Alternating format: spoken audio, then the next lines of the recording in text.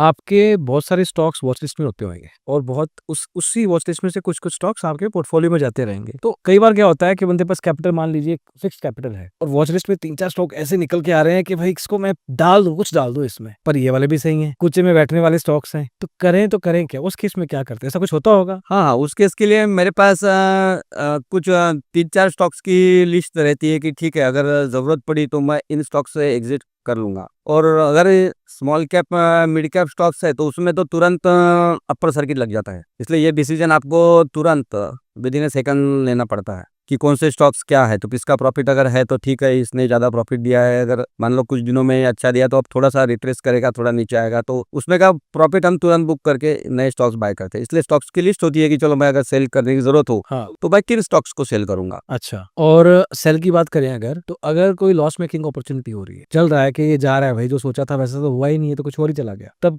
किस तरह से पूरा काट देते हैं, थोड़ा-थोड़ा काटते हैं? What is your exit strategy? नहीं, लॉस मेकिंग है, क्राइटेरिया में फिट नहीं बैठ रही है तो ठीक है, मैं वो उस कंपनी का नाम भी फिर से देखना नहीं चाहूँगा, तो इसको लिए उसको मैं पूरा काटता हूँ। लेकिन कंपनी अगर अच्छी है, ठीक है, प्रॉफ़िट दे रहा है या कंपनी अच्छी है, तो मैं उसको मेरे पोर्टफोलियो में जगह दूँगा। आप इमोशनली कनेक्ट तो नहीं होते हैं किसी स्टॉक से? नहीं, नहीं, नहीं, कि गुस्सा और प्यार दोनों तो नहीं आ जाता गुस्सा और प्यार तो नहीं है। कि ये स्टॉक ने मुझ पर धोखा दिया था, ये कभी करूँगा ही नहीं मैं इसमें? ऐसा नहीं होता। ठीक, उसके बारे में कोई न्यूज़ आ जाती है कभी किसी के बारे में, या अगर हम स्मॉल कैप में इन्वेस्ट कर रहे हैं तो उसमें न्यूज़ से काफ़ी तुरंत उस पे असर गिर जाता है। तो उसका एक तो लोअर सर्किट कंटिन्यू चलते रहते हैं, तो उस समय आप नहीं निकालते, इसलिए आपको तो उस समय तुरंत डिसीजन लेके अगर वो निकल रहा है तो उसको निकाल दो इस तरह से। वो न्यूज़ बेस क्या न्यूज़ है, क्यों वो गिर रहा है। मेरा कहने का मकसद ये है कि कई बार ये न्यूज़ जो होती हैं, वो इसलिए डलवाई जाती हैं बाज़ार में कि बाज़ार हरकत करे। बाज़ार मतलब ट्रेडर, इन्वेस्टर हरकत करे। तो एक्चुअल वाला जो चीज़ होती है, वो हो चुकी होती है उसमें। जैसे कि एचडीएफसी के केस में हमने देखा था, कुछ साल पहले की बात है। देखिए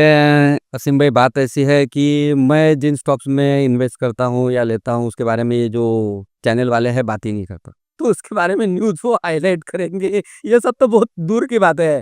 तो इसलिए एफआईआई ने बाय किया, सेल किया, इससे इस कंपनी के ऊपर कोई असर नहीं पड़ता। न्यूज़ तो इसकी कोई देता ही नहीं है, न्यूज़ चैनल वगैरह वाला। क्योंकि ना ये जैसा निफ्टी 50 का हिस्सा होता है। फैंसी नहीं होते। हाँ, फैंसी नहीं होते। निफ्टी 100 के भी नीचे अगर ये निफ्टी 500 का हिस्सा है तो इसके बारे में न्यूज़ नहीं डालते कहीं। अच्छा, तो छुपे-छुपाए स्टॉक्स हैं। हाँ, छुपे-छुपाए स्टॉक्स है। ये जब बढ़ जाएँगे या इनका नाम हो जाएगा तब सभी लोग इसकी चर्चा करेंगे। अच्छा, जो आज की तारीख में आपका पोर्टफोलियो है, आप बता पाएँगे कितनी वैल्यू का पोर्टफोलियो है? वैसे तो पी-एन-एल दिखा ही चुके हैं आप, हाँ, हाँ। वो तो वीडियो में आएगी, बट फिर भी आपसे मैं सुनना चाहता हूँ। पोर्टफोलियो की वैल्यू, जैसा किसी का सपना होता है कि चलो मेरा पोर्टफोलियो 1 सीआर का बने, तो सपना मुझे काफ़ी दिनों तक के नहीं देखना पड़ा। अच्छा, सपना जल्दी से ही पूरा हो गया। क्या बात है! क्योंकि जब से मैंने एफएनओ छोड़ा और जैसा कैश इक्विटी में कदम बढ़ाया, तो उसमें और पिछले कुछ काफ़ी साल काफ़ी अच्छे गए हैं, तो पोर्टफोलियो की वैल्यू? पोर्टफोलियो की वैल्यू भी सीआर में हो गई अच्छा, और सभी अच्छी तरह से चल। सपना पूरा हो गया। हाँ, वो सपना। नहीं तो अब मैं थोड़ा दूसरा साइड जाता हूँ।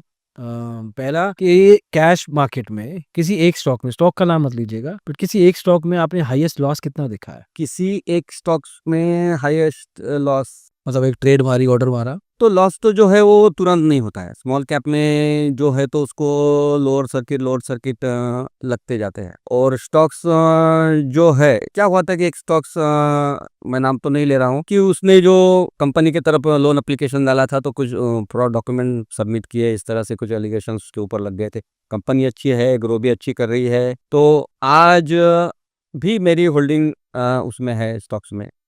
वो लॉस दे रहा है फिर भी, चलो बाकी सब बातें तो ठीक है। इस तरह से एक उसके ऊपर लगा है, बाकी सब काम कंपनी ठीक कर रही है, तो भी मैंने अभी तक तो उसको नहीं निकाला।